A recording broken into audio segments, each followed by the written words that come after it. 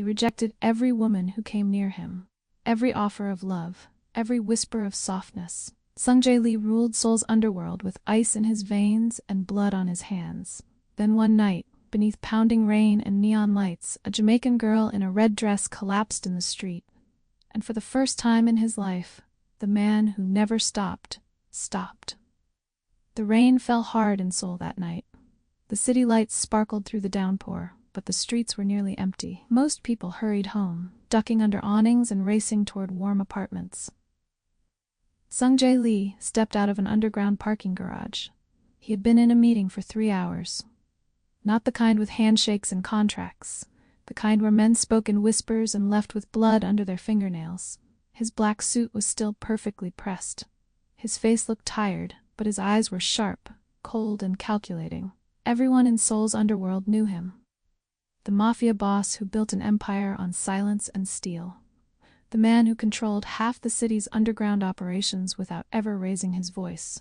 But he was also the man no woman could win. Many tried. Daughters of politicians, models with faces on billboards, even women from rival syndicates sent to seduce him. But Sungjae always said the same thing: "I don't have time for distractions." To him, love was a weakness. Attachment got people killed. Money, power, and control. Those were the only things that mattered. He pulled his collar up against the rain and headed toward his black Mercedes parked across the street. His men waited nearby with umbrellas, silent shadows in the storm. Then he stopped. A body lay crumpled on the wet pavement. At first, he thought it was just another drunk. People often collapsed in Gangnam after too much soju and not enough sense. He almost kept walking. Mercy had no place in his world. But then the streetlight flickered, and he saw her face. It was a young black woman. Her lips were pale, her body trembling violently. She wore a soaked red dress that clung to her skin, far too thin for the freezing rain. Her eyes were closed, and her breath came out in weak, desperate gasps. Sungjae frowned. He hated complications. He hated weakness. And he especially hated the strange pull in his chest that made him step closer instead of walking away. He knelt beside her, the rain soaking through his expensive suit. His hand moved to her wrist, checking her pulse out of instinct. It was weak, dangerously weak. "Tsk," he muttered under his breath. "If I leave her here, she'll die." For the first time in years, maybe ever, Sungjae's cold logic cracked. He slid one arm under her shoulders, the other beneath her knees, and lifted her into his arms. She felt impossibly light, like she was made of rain and air. Her head fell against his chest, and he could feel how fragile she was. Behind him, his men stood frozen in shock. Sungjae Lee didn't help strangers. He didn't stop for anyone. He barely acknowledged people unless they were useful or dangerous.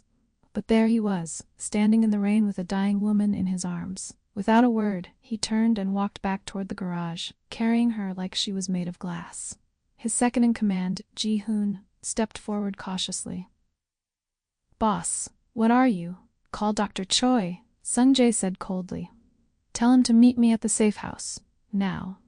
Ji-hoon hesitated for only a second before pulling out his phone. As Sungjae placed the woman gently into the back seat of his car, rain dripping from his hair, he stared at her unconscious face. "Who are you?" He didn't know. But for the first time in his life, Sungjae Lee had stopped, and he had a sinking feeling that nothing would ever be the same again. Crystal Mitchell woke slowly. The ceiling above her was white and unfamiliar. The air smelled clean, antiseptic, like a hospital. Her body ached everywhere, and her head felt heavy like it was filled with fog. She blinked, trying to remember. The rain, the cold, her legs giving out, the pavement rushing up to meet her. And then, nothing. She sat up too quickly, and the room spun. A sharp breath escaped her lips.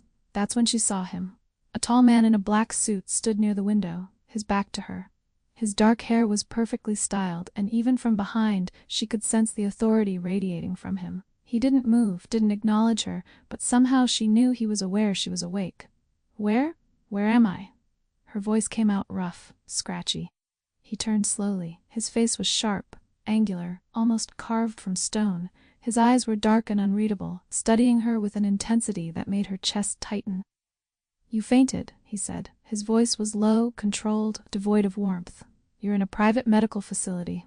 Crystal's hands trembled as she looked down at herself. She was wearing a clean hospital gown. An IV drip connected to her arm, Everything felt too clean, too expensive, too far from the reality she knew. She swallowed hard. I'm sorry for the trouble. Something flickered in his eyes. Surprise, maybe, but it disappeared as quickly as it came. You should be, he said coldly. Do you know you could have died out there? Crystal lowered her head. She didn't want to cry, but her chest hurt. Not from her body, but from the weight of everything that had led her to that street. Life in Seoul had been so much harder than she'd imagined. She'd come to South Korea 2 years ago with dreams of finishing her university degree, of building a life far from the poverty that had swallowed her family back in Kingston. She worked 2 part-time jobs, one at a convenience store, another cleaning office buildings at night, just to pay for her tiny rented room and her tuition fees. Sometimes she skipped meals to save money. Sometimes she walked for an hour in the cold to avoid paying for the subway. That night, she'd been walking back from her cleaning job when the rain became too heavy. Her body, already weakened from exhaustion and skipped dinners, had simply given up. I didn't mean to cause trouble, she whispered, her voice barely audible. The man studied her for a long moment. Then he did something unexpected. He pulled a chair closer and sat down, though he kept his distance. What's your name? Crystal. Crystal Mitchell. Where are you from? Jamaica. She looked up at him, meeting his gaze directly. I came here to study. I work to pay my fees. And you work yourself to death? She wanted to argue, but the words stuck in her throat, because he was right. She'd been slowly killing herself, one skipped meal, one sleepless night at a time. I don't have a choice, she finally said. For the first time, something shifted in his expression. Not pity. Sung-jae Lee didn't do pity, but recognition. He saw something in her he hadn't expected. Strength hiding inside weakness. Her hands were rough from work, but her eyes were clear, honest. She wasn't crying, wasn't begging, wasn't trying to manipulate him. She was just real. You need to rest, he said finally, standing up. The doctor will check on you in the morning, then we'll discuss your bill. Crystal's heart dropped. Bill? The word came out like a punch to the gut. She had no money, not even enough to pay for a simple clinic visit, let alone whatever this private facility cost. She bit her lip hard, fighting back tears. She couldn't cry. She couldn't beg. That would only make him look down on her more. Sung-jae moved toward the door, his expression unreadable. Get some rest, Miss Mitchell? Wait, she called out, her voice stronger than she felt. How much will it cost? He paused at the door but didn't turn around. We'll discuss it when you're better. And then he was gone. Crystal sat in the empty room, staring at the IV in her arm, her mind racing. She was trapped in debt to a stranger whose eyes held secrets she couldn't begin to understand. The next morning, Crystal woke to the sound of footsteps. A nurse in crisp white uniform entered, carrying a clipboard and a polite smile. Good morning, Miss Mitchell. How are you feeling? Better, thank you. Crystal's voice was steady, though her heart was pounding. Can I speak to the man who brought me here? The nurse's smile faltered slightly. Mr. Lee is a very busy man, but I can relay a message. Mr. Lee. Crystal committed the name to memory.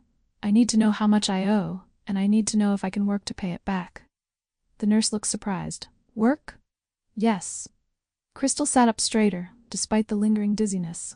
I can clean, organize files, help with patients, whatever is needed. I don't like debts. If he saved me, I'll pay him back with my hands.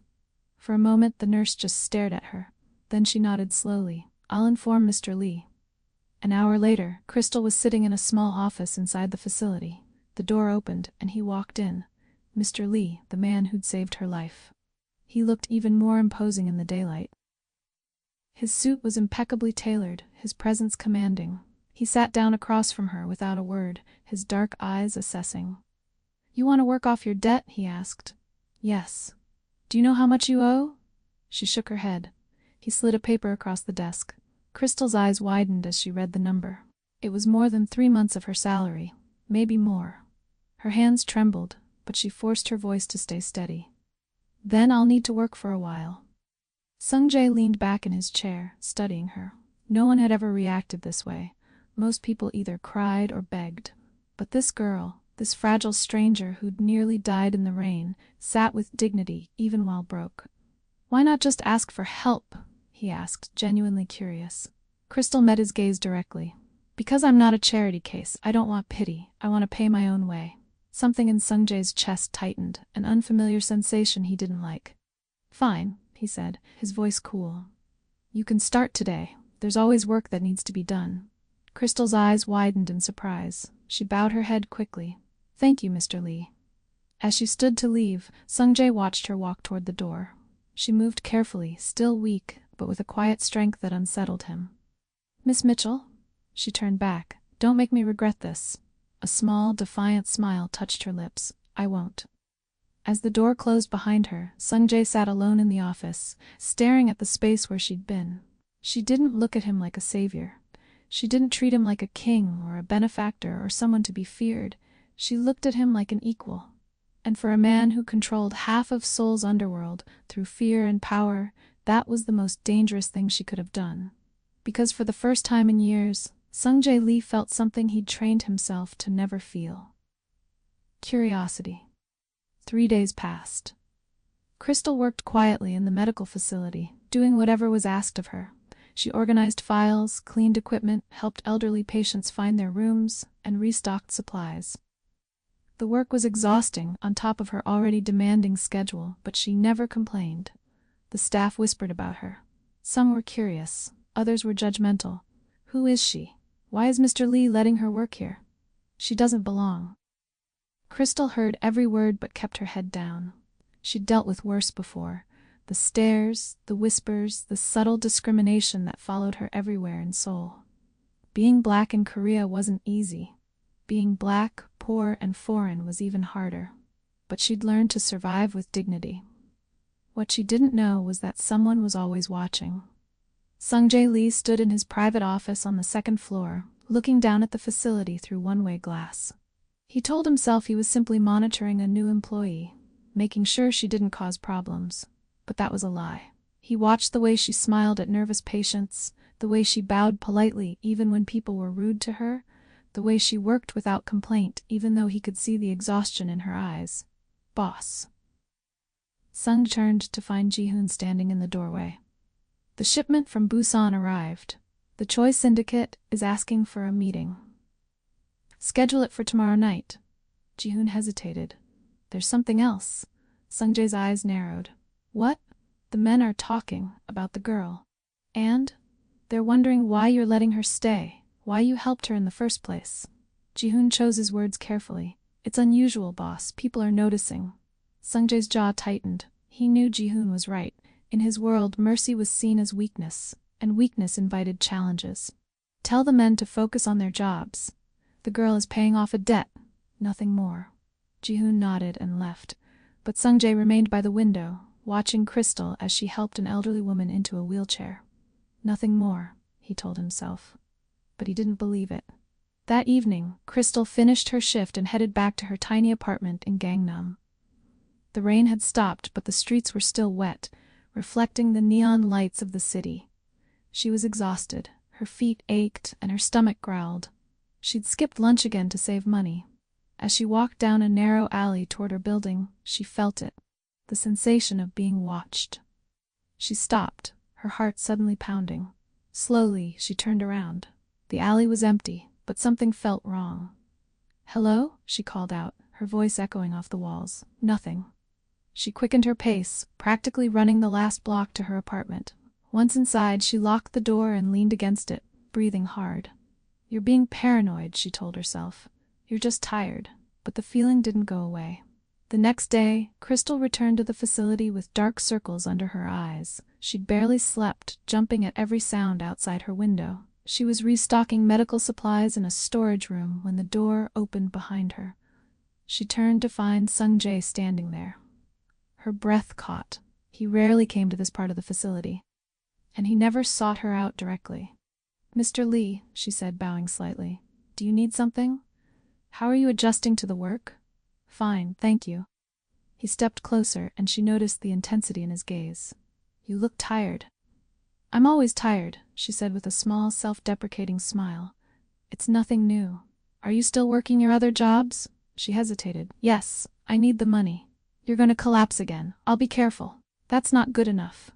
Crystal's eyes flashed with something between irritation and defiance. With all due respect, Mr. Lee, I've been taking care of myself for a long time. I know my limits. Do you? He moved closer still, close enough that she had to tilt her head back to meet his eyes. Because from where I'm standing, you don't. She wanted to argue, but the words died in her throat. Because he was right. She was running herself into the ground, and they both knew it. Why do you care? She asked quietly. The question seemed to catch him off guard. His expression hardened, and he stepped back. I don't. But if you die, you can't pay off your debt. It should have sounded cold. Practical. But something in his voice betrayed him, a hint of something softer beneath the ice. Crystal studied his face, seeing past the cold exterior for the first time. She saw the tension in his jaw, the careful control in every movement, the way his eyes held secrets that probably terrified him. Who are you, Mr. Lee? She asked softly. Really? For a moment, Sung-jae just stared at her. No one asked him questions like that. No one dared. I'm the man who saved your life, he said finally. That's all you need to know. He turned to leave, but Crystal's voice stopped him. You're lying. He froze, his hand on the door. You're not just some businessman who owns a medical facility. The way people look at you, the way they move when you walk into a room, they're not just respectful, they're afraid. Sung-jae turned slowly, his expression unreadable. And are you afraid, Miss Mitchell? Crystal held his gaze. No. The single word hung in the air between them, heavy with meaning. Maybe you should be, he said quietly. Maybe, she agreed, but I'm not. For several long seconds, neither of them moved. Then Sung-jae opened the door and walked out without another word. But, as he disappeared down the hallway, Crystal's hands trembled. She wasn't afraid of him. She was afraid of how much she wanted to understand him. That night, Crystal left the facility later than usual. The streets were dark, and she felt that unsettling sensation again, being watched. This time she didn't imagine it. A black car followed her for 3 blocks, staying just far enough back to seem coincidental. But when she turned down a side street, it turned too. Her heart raced. She walked faster. The car matched her pace. She broke into a run. The car stopped, and 2 men got out, moving toward her with purpose. Crystal's mind went blank with panic. She ran as fast as she could, her lungs burning, her vision blurring with tears. She didn't see the intersection until it was too late. She stumbled into the street just as headlights blazed in front of her. Tires screamed. She threw her arms up, bracing for impact. Strong hands grabbed her waist and yanked her back. She crashed into a solid chest, gasping for air. Are you trying to get yourself killed? That voice. That cold, controlled voice. She looked up and found herself staring into Sung-jae Lee's furious face. Behind him, the 2 men who'd been following her had disappeared. His own men stood in their place, silent and watchful. You were following me, she breathed. Yes. Why? His jaw tightened. Because you needed protection. From what? From who? He didn't answer. His hands were still on her waist, holding her steady. She could feel his heart beating, fast, controlled, but undeniably human. Who are you? She demanded, her voice shaking. Who are you really? Sung-jae stared down at her, and for the first time since they'd met, his carefully constructed mask cracked. I'm the most dangerous man in Seoul, he said quietly, and you, Crystal Mitchell, just became my biggest liability. Sung-jae didn't let her go home that night. Instead, he drove her to a high-rise apartment building in Gangnam, one of the most expensive areas in Seoul. The apartment was on the 20th floor, spacious and minimally furnished, with floor-to-ceiling windows overlooking the glittering city. Crystal stood in the middle of the living room, her arms wrapped around herself, still shaking from the encounter on the street. What is this place? She asked. A safe house, Sung-jae replied, pouring himself a drink at the bar. You'll stay here until it's safe. Safe from what? You haven't explained anything. He took a slow sip of whiskey, his back to her. There are people in this city who would hurt you to get to me. Why would anyone want to get to you through me? I'm nobody. He turned to face her, his expression hard. You stopped being nobody the moment I picked you up in the rain. Crystal felt her chest tighten. So this is my fault? I didn't ask you to save me. No, he agreed. You didn't. But I did it anyway, and now we both have to deal with the consequences. She stared at him, anger and confusion warring inside her. I don't understand any of this. I don't understand you. You don't need to understand. You just need to stay here and stay safe. No. The word came out firm, unwavering. Sungjae's eyes narrowed. No? I'm not some prisoner you can lock away. I have a life. I have jobs, classes, responsibilities. I can't just disappear. You can, and you will. Crystal took a step toward him, her eyes blazing. You don't own me, Mr. Lee. You saved my life, and I'm grateful. I'm working to pay you back, but I won't be caged like some fragile thing you need to protect. Sungjae set his glass down with more force than necessary. You don't know what you're talking about. Then explain it to me. Her voice rose, frustration finally breaking through. Stop treating me like I'm too weak to handle the truth. For a long moment, they just stared at each other. The tension in the room was thick enough to cut.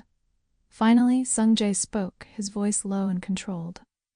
I run an organization, a powerful one. And in my world, people don't show mercy. They don't help strangers. They don't stop in the rain for someone they don't know. He paused, his jaw tight. The fact that I did makes you a target, because my enemies will assume you mean something to me. But I don't, Crystal whispered. I don't mean anything to you. Something flickered in his eyes, something dangerous and raw. That's the problem, Miss Mitchell. They won't believe that, and neither do I. The admission hung in the air between them. Crystal's breath caught. What are you saying? Sungjae turned away, running a hand through his hair in a rare show of frustration. I'm saying you should stay here, just for a few days. Let me figure out who's watching you and why. And if I refuse? Then you're a fool. She wanted to argue. She wanted to walk out and prove she didn't need his protection. But the memory of those men following her, the cold fear that had gripped her chest, it was still too fresh. 3 days, she said finally. Then I go back to my life.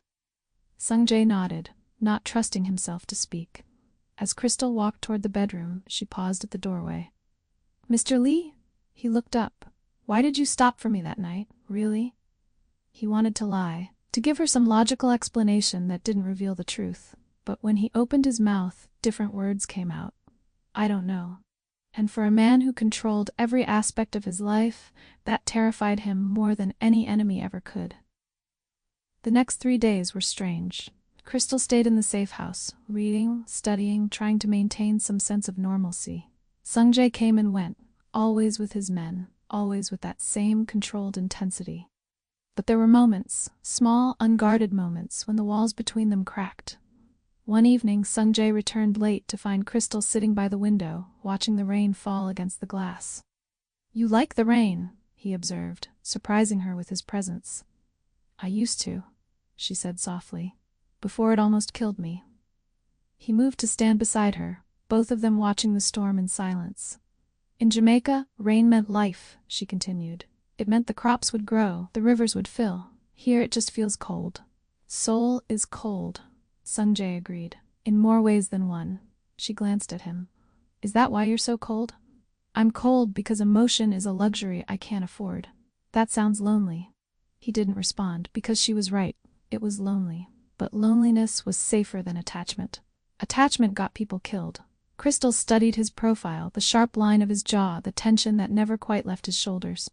What happened to you? She asked quietly. To make you this way? For a moment she thought he wouldn't answer. Then, without looking at her, he spoke. When I was 12, my father was killed by a rival gang. They made my mother watch. Then they killed her too. His voice was flat, emotionless. I survived because I learned to hide, to be silent, to never let anyone close enough to hurt me. Crystal's chest ached. I'm sorry. Don't be. It made me strong. No, she said gently. It made you survive. That's not the same thing. He finally looked at her, really looked at her, and something in his expression shifted. You're not like the others. What others? The women who've tried to get close to me. They wanted power, money, status. He paused. You want nothing. I want to pay my debt and live my life, she said simply. Exactly. A ghost of a smile touched his lips, the first real smile she'd ever seen from him. You're impossible. I've been called worse. They stood in comfortable silence, watching the rain together. And for the first time in years, Sungjae Lee didn't feel quite so alone. On the 4th day, everything changed. Crystal was supposed to go back to her apartment, back to her life. Sungjae had arranged for protection, discreet guards who would watch from a distance. but as Ji-hoon briefed him on the security arrangements, another call came through. Sung-jae's face went cold as he listened. When he hung up, his eyes were deadly. "What is it?" Ji-hoon asked. "Someone leaked her location. Not the safe house, her apartment. There's a team waiting there." "Who?" "I don't know yet." Sung-jae's voice was ice. "But I'm going to find out." Ji-hoon hesitated. "Boss, this means someone inside knows about her." Sung-jae's jaw clenched. He'd suspected as much, but hearing it confirmed made his blood run cold. Someone in his own organization had betrayed him, and they'd used Crystal to do it. He found her in the living room, packing her small bag, ready to leave. "Change of plans," he said. "You're staying." She turned to him confused. "What?" "We agreed. Your apartment isn't safe. There are men waiting there." Her face went pale. "What kind of men?" "The kind who would use you to hurt me." Crystal sank onto the couch, her hands trembling. "This is insane. I'm nobody. I clean buildings and stock shelves. Why would anyone care about me?" Sung-jae knelt in front of her, forcing her to meet his eyes. "Because I care about you." The words were out before he could stop them. They stared at each other, both shocked by his admission. "You barely know me," she whispered. "I know enough.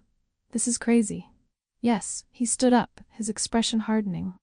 "It is, but it's too late now. You're a target, and that means you stay under my protection until this is over."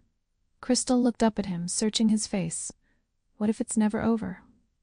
Sung-jae didn't have an answer for that, because deep down he was starting to realize it might never be. That night, Sung-jae called an emergency meeting with his top lieutenants. They gathered in a private room in one of his clubs, 6 men who'd been with him for years. He studied each face, looking for signs of betrayal. "Someone leaked information about a personal matter," he said coldly. "Someone in this room." The men exchanged glances. "Boss, we would never," one started. "Then explain how the wolves knew where to find her," Sung-jae interrupted, his voice deadly quiet. "Explain how they knew she mattered." Silence. "I want whoever did this found," Sung-jae continued, "and when we find them, they will regret ever betraying me." As the meeting ended and the men filed out, Ji-hoon stayed behind. "You're taking a risk, boss. Showing this much interest in her, it makes you vulnerable." "I know." "Then why?" "Because she doesn't deserve to die for my mistakes." Sung-jae's voice was hard, but his eyes held something softer. "And because for the first time in my life, I don't want to let someone go." Ji-hoon stared at his boss, understanding finally dawning. "You care about her." "Yes." "That's dangerous." "Everything about her is dangerous," Sung-jae agreed. "But I can't seem to make myself care about that anymore. If you're feeling this story, you're not alone. Subscribe and join thousands of others who can't wait to see if love survives the underworld. Comment where you're from. I love seeing this global community grow. The wolves made their move 3 days later. Sung-jae had transferred Crystal to another location, a private estate outside Seoul, heavily guarded and completely off the grid. She hated it. Hated feeling like a prisoner. Hated the way armed men watched her every move. But she stayed because she'd seen the look in Sung-jae's eyes. He wasn't just protecting an asset. He was genuinely afraid for her life, and that terrified her. One afternoon, she was reading in the garden when Ji-hoon appeared. "Miss Mitchell, we need to move you, now." "What's happened?" "The wolves know where you are." Her blood ran cold. "How?" "We don't know, but we need to go." As Ji-hoon led her toward an armored car, gunshots exploded from the perimeter. Crystal screamed as Ji-hoon shoved her into the vehicle. "Get down and stay down!"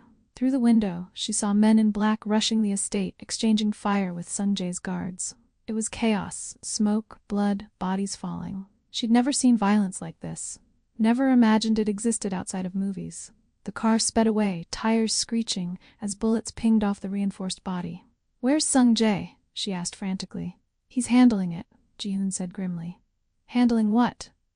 "He's one person. You don't know what he's capable of, Miss Mitchell." Back at the estate, Sung-jae moved through the chaos with deadly precision. He wasn't just a mafia boss. He was a weapon. Trained, controlled, lethal. He killed 3 men in under a minute, each movement efficient and brutal. His men fought around him, but Sung-jae's focus was singular. Find who was responsible. End them. When the gunfire finally stopped, 12 men lay dead. All of them wolves.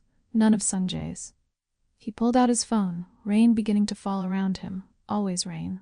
Report, he commanded. She's safe, boss. We got her out. Where?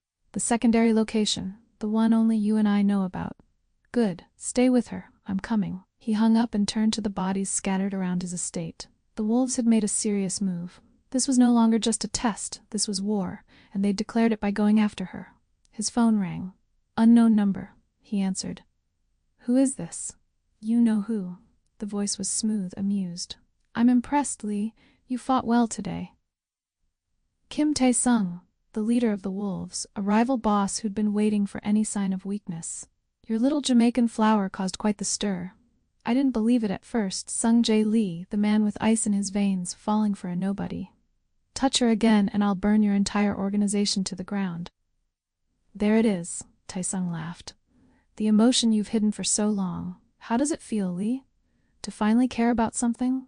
Because from where I'm standing it looks like weakness. From where you're standing, you're a dead man who just doesn't know it yet. Big words, but we both know you can't protect her forever. Sooner or later, she'll be mine. And when that happens, I'll make sure you watch her die before I kill you too. The line went dead. Sung Jae stood in the rain, his hands trembling, not with fear, but with rage. He'd spent his entire life avoiding this, avoiding attachment, avoiding vulnerability, avoiding anything that could be used against him. But now it was too late. Crystal Mitchell was his weakness, and he would kill anyone who tried to exploit it. He found her at the secondary location, a fortified apartment in Itaewon. She was sitting on the couch, her knees pulled to her chest, staring at nothing. When she heard him enter, she looked up. Relief flooded her face, followed immediately by anger. What the hell was that? She demanded, standing. People died because of me. Armed men tried to kill me. What is happening? Sung Jae looked at her, really looked at her. Her hair was wild, her eyes red from crying, her hands still shaking, and he'd never wanted to protect anything more in his entire life. I told you, he said quietly. I'm dangerous, and now you're caught in my world. Then let me go, she said, her voice breaking. Let me disappear. I'll leave Korea, go back to Jamaica, anywhere. Just end this. I can't. Why not? Because they won't stop. Now that they know you matter, they'll hunt you anywhere you go. He stepped closer. The only way you survive is if you stay under my protection. This isn't protection, she said, tears spilling down her cheeks. This is a nightmare. I know. His voice was soft, almost broken. And I'm sorry, but I can't let you go. I won't. Crystal stared at him, seeing past the cold exterior to the man beneath, the man who was just as terrified as she was. Who are you? She whispered. Really? He could lie. He could deflect. But he was tired of hiding. My name is Sung Jae Lee. I run one of the largest criminal organizations in Seoul. I control territory, businesses, and people. I've killed more men than I can count. He paused, his eyes locked on hers. And I'm the reason you're in danger. Crystal's legs felt weak. She sank back onto the couch. You're a criminal. Yes.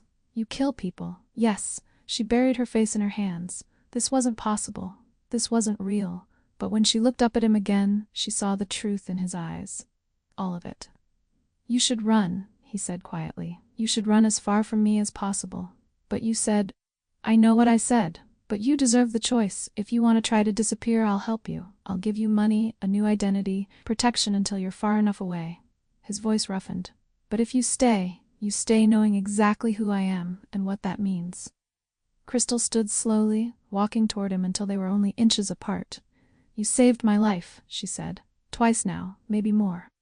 That doesn't make me good. No, she agreed. But it makes you more than just the monster you think you are. He wanted to believe her. God, he wanted to believe her. I need time, she said finally, to process this, to figure out what I'm going to do. Take all the time you need, but until you decide, you stay here, where you're safe. She nodded, exhaustion finally overtaking her. As she walked toward the bedroom, she paused. Sung Jae? It was the first time she'd used his first name. Yes?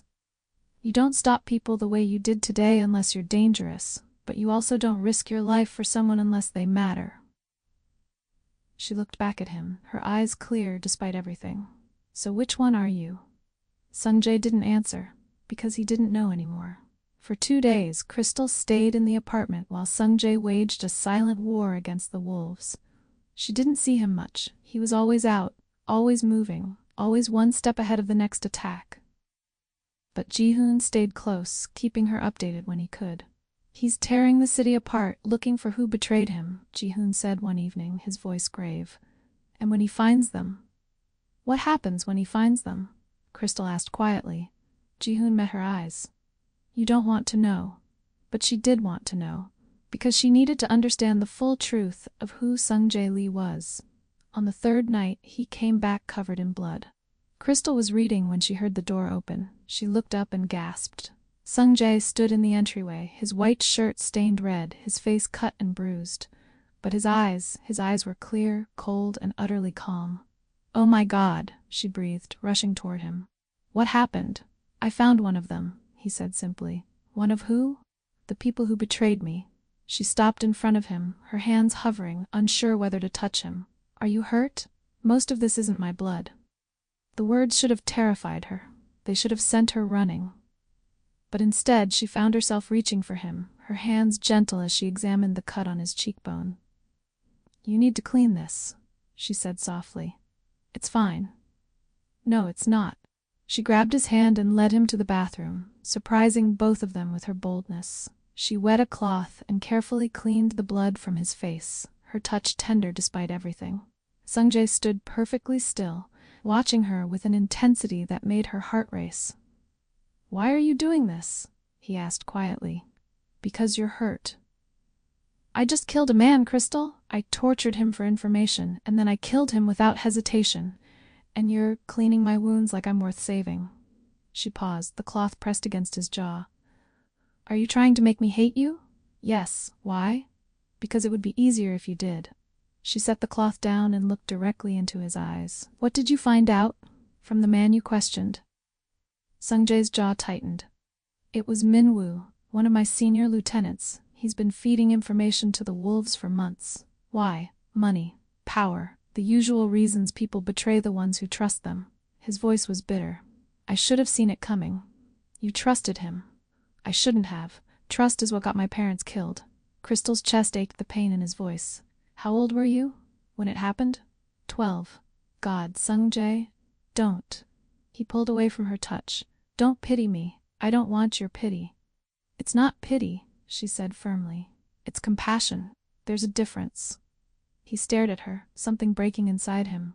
"Why aren't you running? After everything you've learned, everything you've seen, why are you still here?" "I don't know," she admitted.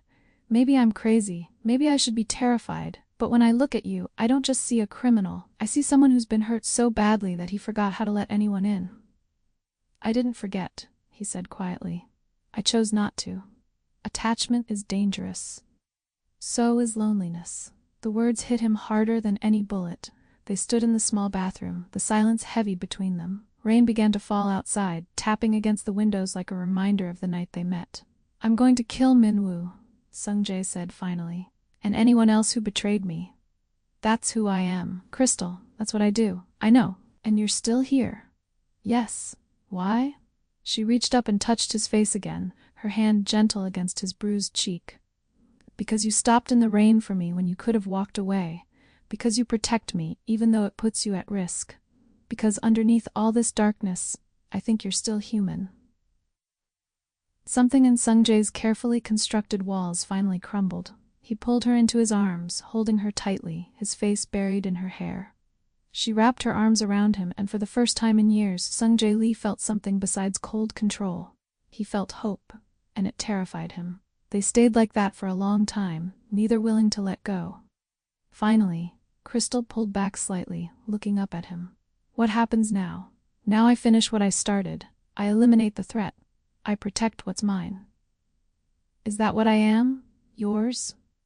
He should have said no, should have kept the distance that kept them both safe, but instead he said yes. The word hung between them, heavy with meaning. Crystal's breath caught. "Sung-jae, I know this is wrong. I know you deserve better than a man like me. But I can't let you go. I've tried. God knows I've tried. But every time I think about you walking away, something in me breaks." "I'm not asking to walk away," she whispered. His eyes widened slightly. "What are you saying?" "I'm saying that maybe we're both crazy. Maybe this is the worst decision either of us could make. But I'm not running. Not yet." He stared at her, searching her face for any sign of doubt. You don't know what you're signing up for, he warned. Then show me, she said. No more secrets. No more hiding. If I'm going to be part of your world, I need to see all of it. It was the bravest and most foolish thing she'd ever said, and Sung-jae loved her for it, though he couldn't say the words yet. Couldn't admit even to himself what he felt. So instead, he kissed her. It was gentle at first, tentative, as if he was afraid she would disappear. But when she kissed him back, something ignited between them. Something that had been building since that rainy night when their worlds collided. When they finally pulled apart, both were breathing hard. There's no going back from this, he said. I know. You'll be a target forever. My enemies will never stop trying to use you against me. I know. You could die because of me. I almost died before I met you, she reminded him. At least this way I'll die having lived. He wanted to argue, to push her away for her own good, but he was tired of fighting himself. Stay with me, he said quietly. Not because you owe me, not because you're trapped, but because you want to. Crystal looked into his eyes and saw the vulnerability he was offering her, the trust he'd sworn never to give anyone. I'll stay, she said, but on one condition. What? You let me in, all the way. No more walls. It was the hardest thing anyone had ever asked of him, but as he looked at this incredible woman who'd somehow broken through his defenses, he knew he would try. I'll try, he said honestly. I can't promise I'll be good at it, but I'll try. She smiled, a real, genuine smile that lit up her whole face. That's all I'm asking. As they stood together in the small bathroom, rain falling outside, Sung-jae realized something that shook him to his core. For the first time since he was 12 years old, he wasn't alone, and he would burn the entire city to the ground before he lost that feeling. The next morning, Sung-jae made his move. He called a meeting of his entire organization. Over 50 men gathered in a warehouse in Incheon. When he walked in, silence fell. By now, you've all heard about the breach, he said, his voice carrying through the space. Someone in this organization betrayed me, sold information to the wolves, put an innocent woman in danger. The men shifted uncomfortably. I found the traitor, Sung-jae continued. Min-woo, he's been eliminated. Gasps rippled through the crowd. Min-woo had been one of Sung-jae's most trusted men. But he didn't act alone, Sung-jae's eyes swept the room. There's at least one more. And if they don't come forward now, when I find them, and I will find them, their death won't be quick. The silence was deafening. I'm giving you one chance, he said. Confess now, and you die with honor. Stay silent, and you die in agony. For a long moment, nothing happened. Then, slowly, a man in the back raised his hand. It was Jae-sun, a mid-level enforcer, young, ambitious, and apparently stupid. I'm sorry, boss, he said, his voice shaking. They offered me money, a lot of money. I didn't know they would. Save it, Sung-jae interrupted. His voice was cold, final. You made your choice. He nodded to Ji-hoon, who stepped forward. Wait, Jae-sun cried. You said honor. And you'll have it, Sung-jae said. One bullet, quick, clean, that's more than you deserve. The shot echoed through the warehouse. When the body fell, Sung-jae addressed the room again. Let this be a lesson. Loyalty is everything. Betray me, and you don't just betray me, you betray everyone here, and that will not be tolerated.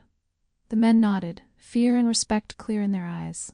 As Sung-jae left the warehouse, Ji-hoon followed. That was harsh, boss. It was necessary. The men are loyal. This will cement it. Good. Sung-jae paused by his car. Because we're about to go to war with the wolves, and I need every man ready to fight. For the organization? Sung-jae met his friend's eyes. For her. Ji-hoon nodded slowly. She really has changed you. Yes, Sung-jae said simply. She has. The war came 3 days later. It started with small skirmishes, ambushes on Sung-jae's supply routes, attacks on his businesses, messages written in blood on warehouse walls. But Sung-jae was ready. He'd spent those 3 days fortifying his positions, calling in favors, and preparing for the inevitable confrontation. Crystal watched from the safety of the apartment as the city burned. News reports talked about gang violence, about police raids, about a war brewing in Seoul's underworld. And she knew Sung-jae was at the center of all of it. He came home less and less. When he did, he was always covered in cuts and bruises, always exhausted, always carrying the weight of violence on his shoulders. But he never stopped checking on her first. Are you okay? he would ask, his hands gentle despite the blood under his fingernails. I'm fine. What about you? I'm alive. That's enough. One night, she couldn't take it anymore. When he came through the door at 3 a.m., she confronted him. This has to stop. He looked at her, exhaustion clear in his eyes. I'm working on it. By killing more people? By escalating the violence? Her voice broke. I can't watch you destroy yourself. I'm not destroying myself. I'm protecting you. Not like this. There has to be another way. There isn't, he said flatly. This is my world, Crystal. This is how things get resolved. Then let me go. End this. Tell them I mean nothing. No. The word was sharp, final. I will not use you as a bargaining chip, and I will not lie and say you mean nothing when you mean everything. The admission hung in the air between them. Sung-jae? I love you, he said, the words rough, unpracticed. I didn't want to. I tried not to. But I do, and that means I will kill anyone who tries to hurt you. I will burn this entire city to the ground if that's what it takes to keep you safe. Tears streamed down Crystal's face.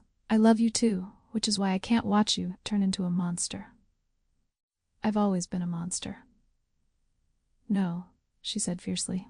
You're a man who was hurt so badly that you forgot how to be anything else. But I see you, Sung-jae, the real you, and he's not a monster. He pulled her into his arms, holding her like she was the only solid thing in a world spinning out of control. I don't know how to do this, he admitted. How to love someone and keep them safe in my world. We figure it out together, she whispered. But please, no more killing unless there's no other choice. He wanted to promise her. Wanted to tell her he would find another way, but he couldn't lie. I'll try, was all he could say. The wolves made their final move 2 nights later. Crystal had been alone in the apartment, Ji-hoon had stepped out to check the perimeter, and Sung-jae was across town meeting with an ally. The power went out first. Then the window exploded inward. Crystal screamed as men in black repelled through the broken glass. She ran for the bedroom, her heart pounding, but hands grabbed her from behind. Got her, a voice said into a radio. Heading to extraction point. They dragged her toward the shattered window, and she fought with everything she had, kicking, scratching, screaming. Quiet, bitch, one of them snarled, raising his hand to strike her. The blow never landed. The door exploded open, and Ji-hoon came through like a hurricane. He dropped 2 of the attackers instantly, his movements precise and deadly. But there were too many. One of them grabbed Crystal and held a knife to her throat. Back off or she dies. Ji-hoon froze, his gun trained on the man's head. You shoot me, my hand slips, and she bleeds out before you can blink, the attacker said, smiling. So drop it. Ji-hoon hesitated, calculating odds, looking for an opening. I said drop it. The knife pressed harder, and Crystal felt blood trickle down her neck. Ji-hoon dropped his gun. Smart man, the attacker said. Now we're all going to... Thunder cracked, or at least, that's what it sounded like. The attacker's head snapped back, blood spraying the wall behind him. He dropped like a stone, the knife clattering harmlessly to the floor. Crystal spun around to see Sung-jae standing in the doorway, his gun still raised, his expression pure murder. Anyone else want to touch her? He asked, his voice deadly calm. The remaining attackers raised their hands. Ji-hoon, Sung-jae said. Secure them. As his second-in-command moved to restrain the survivors, Sung-jae walked straight to Crystal. His hands were gentle as he checked the cut on her neck. You're okay, he said, more to himself than to her. You're okay. Sung-jae, did they hurt you? Anywhere else? No, I'm fine. You came. I will always come, he said fiercely. His hands were shaking, the first time she'd ever seen him lose his composure. Always. Do you understand me? If you're in danger, I will move heaven and earth to get to you. She threw her arms around him, and he held her so tightly she could barely breathe. I thought I lost you, he whispered into her hair. For a moment I thought, I'm here, I'm safe. He pulled back, his eyes scanning her face as if memorizing every detail. Then he turned to the captured men. Where's Kim Tae-sung? One of them spat blood. You'll never find him. Sung-jae's smile was terrifying. I don't need to find him, he'll come to me, because I have something he wants. What? His men. Sung-jae's voice was ice, and he's about to watch me destroy them. What happened next would be whispered about in Seoul's underworld for years. Sung-jae didn't just kill the captured men, he used them to send a message. He broadcasted their interrogation to every major syndicate in the city, a clear demonstration of what happened to anyone who touched what was his. It was brutal, it was terrifying, it was everything Crystal hated, but it worked. Within 24 hours, Kim Tae-sung requested a meeting. Not a confrontation, a negotiation. "He's afraid," Ji-hoon said, reading the message. "You broke him, boss." Sung-jae nodded slowly. "Set it up, neutral territory, tomorrow night." "You're actually going to negotiate?"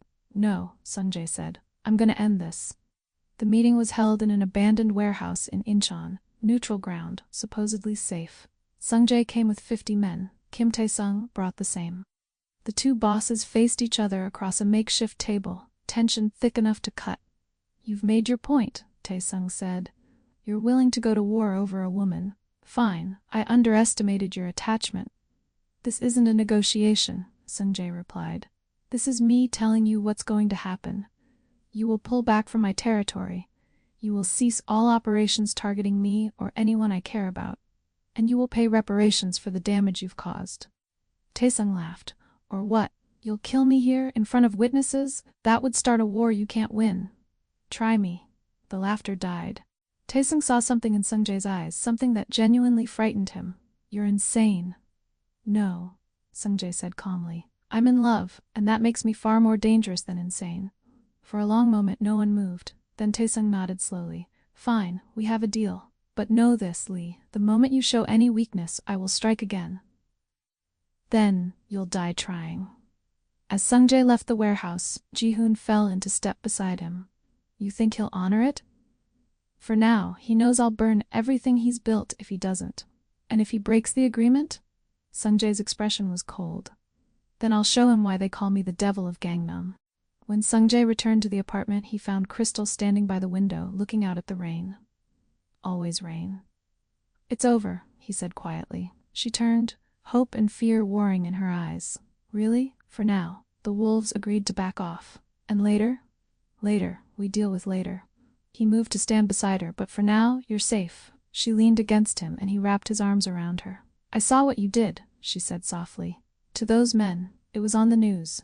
I know. It was horrific. I know. But it saved my life." He looked down at her, searching her face for judgment, for disgust. Instead, he found understanding. "I'm not proud of what I am," he said, "but I would do it all again if it meant keeping you safe." Crystal reached up and touched his face. "I know. And that's what scares me, because I should hate you for what you did. I should be disgusted, but instead, I'm just grateful." "You're not disgusted?" "I'm horrified by the violence, but I understand why you did it." She paused. "Does that make me a bad person?" "No," he said gently. "It makes you someone who understands that the world isn't black and white, it's all shades of gray." They stood together, watching the rain fall, both changed by what they'd survived. "What happens now?" she asked. "Now we figure out how to live with the choices we've made," he said. "Together." She smiled despite everything. Together. And in that moment, surrounded by darkness and rain and the consequences of violence, they found something neither had expected. Peace. 3 days after the meeting with the wolves, Crystal woke to find Sung-jae sitting on the edge of the bed, watching her. "You're staring," she mumbled, still half asleep. "I know. It's creepy." "I know." She smiled and opened her eyes fully. "What time is it?" "Early. I couldn't sleep." She sat up, concern crossing her face. "Nightmares?" "No, just thinking." He was quiet for a long moment. "Then, about how I almost lost you. About how I've spent my entire life avoiding this exact situation, and about how now that I'm in it, I can't imagine going back." Crystal reached for his hand, lacing her fingers through his. "I'm still here." "I know, but for how long?" "What do you mean?" He turned to face her fully, and she saw vulnerability in his eyes, raw and unguarded. "You deserve better than this. Better than me. Better than a life spent hiding from enemies and watching over your shoulder." "Maybe," she agreed. "But that's not what I want." "What do you want?" "You," she said simply. "All of you. The good, the bad, the terrifying. I want you." "Why?" The question was almost desperate. "After everything you've seen, everything I've done, why would you choose this?" She moved closer, cupping his face in her hands. "Because when I look at you, I don't just see the monster you think you are. I see the 12-year-old boy who lost everything. I see the man who stopped in the rain when he could have walked away. I see someone who's been alone for so long that he forgot what it feels like to be chosen. His eyes closed, his jaw tight with emotion. I don't know how to do this, how to be someone's person. Neither do I, she admitted. But we can figure it out together. I'll fail you. I'll make mistakes. I'll probably hurt you without meaning to. Then we'll work through it. That's what people who love each other do. He opened his eyes, searching her face. You really love me? Yes, even knowing what I am, especially knowing what you are, because despite everything, you're trying to be better. For me. And that means everything. Sungjae pulled her into his arms, holding her like she might disappear if he let go. I've rejected everyone, he said quietly. My entire life I've pushed people away. Women who wanted me, allies who tried to get close, even Jihoon kept at arm's length, and that because I believed that attachment was weakness, that love was a luxury I couldn't afford. And now? Now I realize I was wrong. Love isn't weakness. It's the only thing that makes any of this worthwhile. He pulled back to look at her. You're not my weakness, Crystal. You're my anchor, the only thing keeping me from becoming the monster I pretend to be. Tears slipped down her cheeks. Sungjae, I'm choosing you, he said firmly. Not because I have to. Not because you're trapped here, but because I want to. Because every day I wake up and the first thing I think about is you. Because the idea of living in this world without you is unbearable. She kissed him then, pouring every emotion she couldn't voice into that single action. When they finally pulled apart, both were breathing hard. What does this mean? She asked.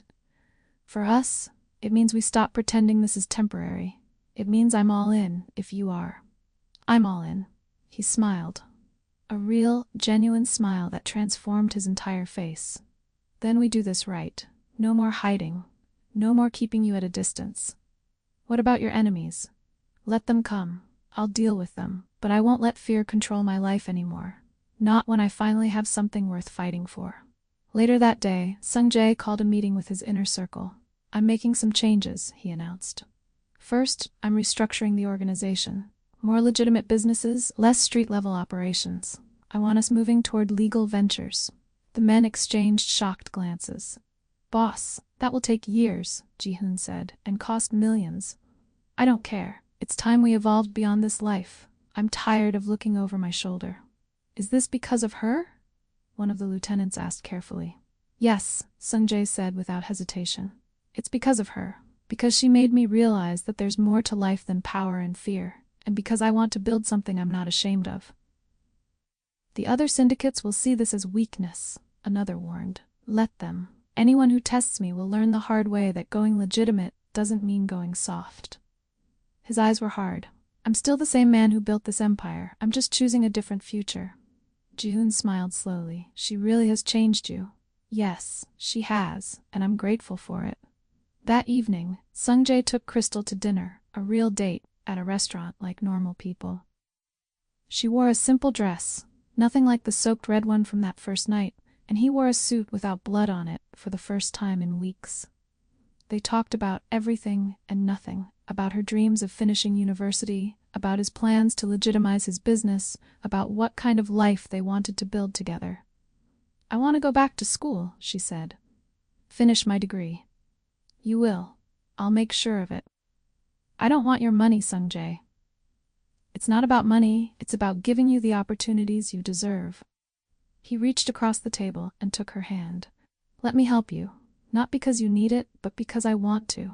She studied his face, seeing the sincerity there. Okay, but I'm still working to pay off my debt. He laughed, a sound so rare and genuine that nearby diners turned to look. You're impossible. You love it. I do.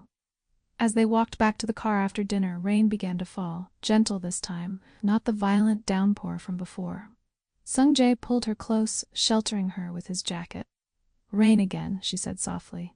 Always rain, he agreed. It brought us together, and it keeps reminding us of where we started. She looked up at him, water droplets catching in her eyelashes. Where do you think we'll end up? I don't know, he admitted, but wherever it is, we'll get there together. That's enough for me. As they stood in the rain, two people who should never have met, who came from completely different worlds, they found something that transcended all the violence and fear. They found home. In each other. 6 months later, Seoul looked different to Crystal now. The city that had once felt cold and unwelcoming had become home.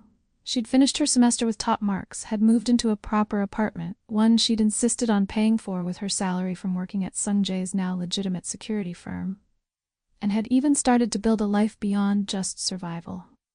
Sungjae had kept his promise. Slowly, methodically, he'd been transitioning his organization away from the criminal underworld. It wasn't easy. There were still deals that needed to be honored, territories that needed to be maintained, but the violence had decreased significantly. More importantly, he'd changed. The cold, emotionless boss who'd picked her up in the rain was still there, buried beneath the surface. But now there were cracks in that armor, moments of genuine warmth, laughter, tenderness. "You're thinking too hard," Sungjae said, appearing behind her as she stood on the balcony of his penthouse. She leaned back against him. "Just reflecting." "On what?" "On how much has changed, how much you've changed. Is that good or bad?" She turned in his arms to face him. "It's good, really good." He smiled, pressing a kiss to her forehead. "I have a meeting tomorrow with a real estate developer, completely legal. Look at you, being a legitimate businessman." "It's boring," he complained. "No one tries to kill me anymore." "That's kind of the point." "I know, but sometimes I miss the excitement." She raised an eyebrow. "Want me to stab you, just a little, for old time's sake?" He laughed, the sound rich and genuine. "You're terrible. You love it. I do." But peace, as they'd learned, was always temporary in their world. The next afternoon, while Sungjae was in his meeting and Crystal was at the library studying, Ji-hoon received a concerning call. "Boss," he said, interrupting Sungjae mid-sentence with the developers. "We have a situation." Sungjae's expression hardened instantly. "What kind of situation?" "Park Jin-ho." The name made Sungjae's blood run cold. Park Jin-ho was a rival boss from Busan, one of the few who hadn't accepted Sungjae's transition to legitimate business. "What about him?" "He's in Seoul, and he's asking about Crystal." Sungjae was already moving toward the door. "Where is she?" "Seoul National University Library. I have men watching her, but get everyone there?" "Now." Crystal was deeply absorbed in her textbook when she felt it again, that familiar sensation of being watched. She looked up slowly, scanning the library. Students everywhere, all focused on their work. Nothing seemed out of place. But her instincts, honed by 6 months of living in Sungjae's world, screamed danger. She packed her bag quickly and headed for the exit, pulling out her phone to call Sungjae. The call went straight to voicemail. Her heart rate increased. That wasn't normal. Sungjae always answered her calls. She tried Ji-hoon next. "Miss Mitchell," he answered immediately. "Stay where you are. We're coming to get you." "What's happening?" "Just stay in the library. Don't leave the building. We're 5 minutes away." But 5 minutes might as well have been 5 hours. As Crystal ended the call, 3 men appeared, blocking her path to the exit. They didn't look like students. They looked like soldiers. "Miss Mitchell," one of them said with a cold smile, "you're coming with us." "I don't think so." She backed up, her mind racing through her options. "We can do this easy, or we can do this hard. Your choice." "How about option 3? A familiar voice called out. Everyone turned to see Sungjae standing at the other end of the corridor, flanked by his own men. The relief Crystal felt was overwhelming, but it was quickly replaced by fear. Because this was a public place, full of innocent students, and violence here would be catastrophic. "Lee Sungjae," the leader of the 3 men said. "Park Jin-ho sends his regards. He wants to know if you're still the devil of Gangnam, or if love has made you soft." "Tell Park if he wants to know, he can come ask me himself." Sungjae's voice was deadly calm. Instead of sending hired help to threaten an unarmed woman in a public library. "He thought this might get your attention." "It did. Now you have 5 seconds to leave before I demonstrate exactly how soft I am." The men exchanged glances. They were outnumbered and outgunned, even if no weapons were visible. "This isn't over," the leader said. "No," Sungjae agreed. "It's not, but it will be soon." The 3 men left, but everyone in the corridor knew this was just the beginning. "Pack a bag," Sungjae said once they were back at the penthouse. "We're leaving Seoul for a while. Running? Crystal asked, surprised. Strategizing. There's a difference. Where are we going? Jeju Island. I have a property there. Completely off-grid. For how long? Until I deal with Park Chin-ho permanently. Crystal grabbed his arm. No more killing, Sung-jae. You promised. I promised I would try, but when someone threatens you, all promises are off. Then take me with you. What? When you meet with Park, take me with you. Let me be there. Absolutely not. It's too dangerous. It's dangerous for me anywhere if he's targeting me. At least if I'm with you, I know you'll protect me. She stepped closer. Besides, maybe I can help. How? By showing him that you're not the same man you were 6 months ago, that you're not going to be baited into a war. Sung-jae stared at her. You want to negotiate with a crime boss? I want to help end this without more bloodshed. Isn't that what we've been working toward? He wanted to refuse. Wanted to lock her somewhere safe while he handled this the old way, with violence and finality. But she was right. If he kept solving problems with violence, he would never break free of that life. Fine, he said finally. But we do it my way. My location, my terms, my men surrounding us. Agreed. The meeting was set for 3 days later, at a neutral location, a private restaurant in Gangnam that Sung-jae had rented out completely. Park Chin-ho arrived with 20 men. Sung-jae had 40. The two bosses sat across from each other while Crystal stood slightly behind Sung-jae, her hand resting lightly on his shoulder. So this is the woman, Park said, studying Crystal with predatory interest. The one who tamed the devil of Gangnam. She didn't tame me, Sung-jae replied coldly. She reminded me I'm human. Same thing, isn't it? You've gone softly. Everyone knows it. You're transitioning to legal business, reducing your street operations, avoiding conflicts. Park leaned forward. You're weak. Test that theory if you want. See what happens. Oh, I intend to. That's why I'm here. I'm taking over your southern territories, since you're not using them anymore. Those territories aren't available. Then we have a problem. Crystal stepped forward, surprising everyone. May I say something? Park's eyebrows rose. The woman speaks. This should be entertaining. Mr. Park, I understand you see Sung-jae's changes as weakness, but from where I stand, it takes more strength to change than to say the same. Anyone can rule through fear. It's easy. What's hard is building legitimate, something that doesn't require blood to maintain. Philosophy from a girl who doesn't understand our world. You're right, I don't understand it, and that's exactly the point. Because there are millions of people like me, normal people who just want to live without looking over their shoulders. And those are the people who will support legitimate businesses over criminal ones. Sung-jae isn't going soft. He's evolving. And if you're smart, you'll consider doing the same. The room was silent. Park studied her, then Sung-jae, then back to her. You believe this? This fantasy that we can just walk away from this life? I believe that nothing changes if nothing changes, she said simply. You can keep fighting over scraps of territory until the police finally shut you all down, or you can build something that lasts. Your choice. Park sat back, considering. Then he laughed, a genuine sound of surprise. No wonder you're different, Lee. This woman has fire. Yes, she does. Fine, keep your southern territories. I don't need them that badly. Park stood.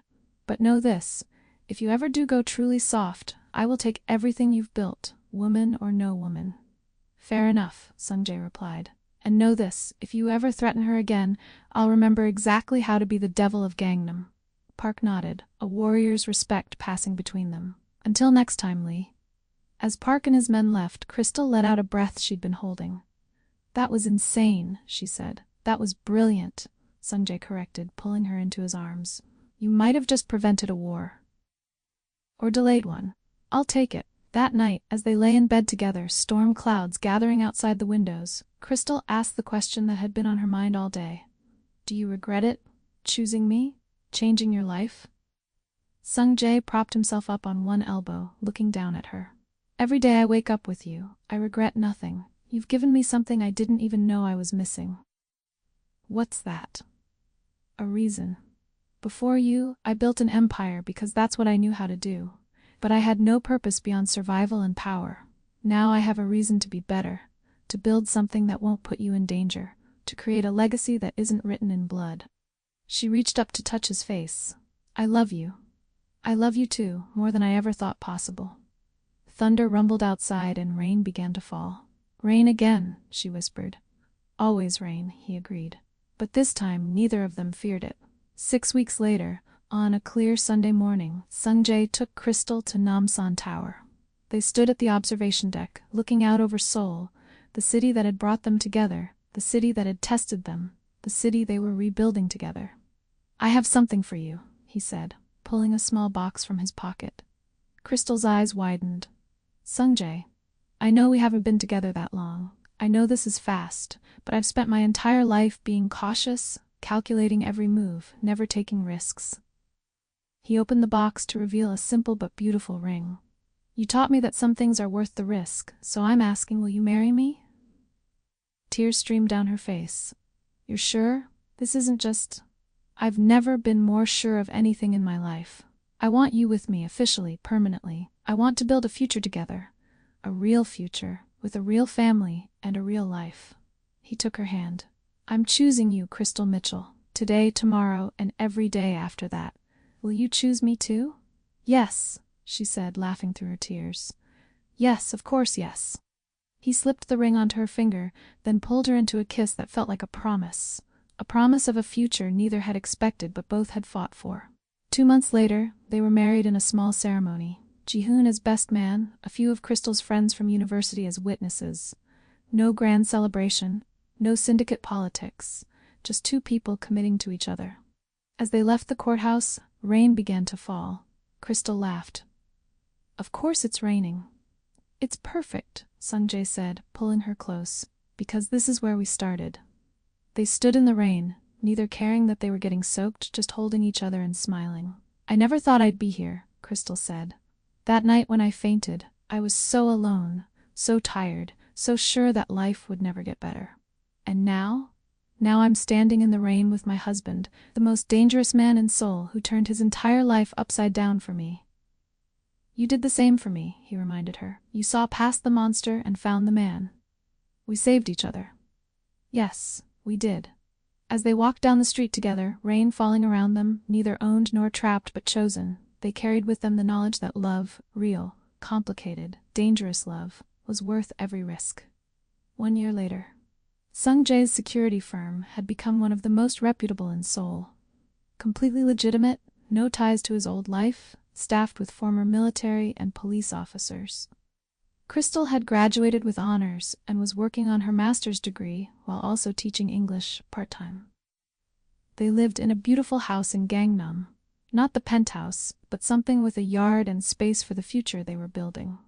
On their anniversary, Sungjae surprised her by taking her back to the exact street where she'd collapsed. "Why here?" she asked, looking around at the now familiar intersection. "Because I want to remember," he said. "I want to remember the night that changed everything. The night I stopped when I should have walked away. The night fate put you in my path."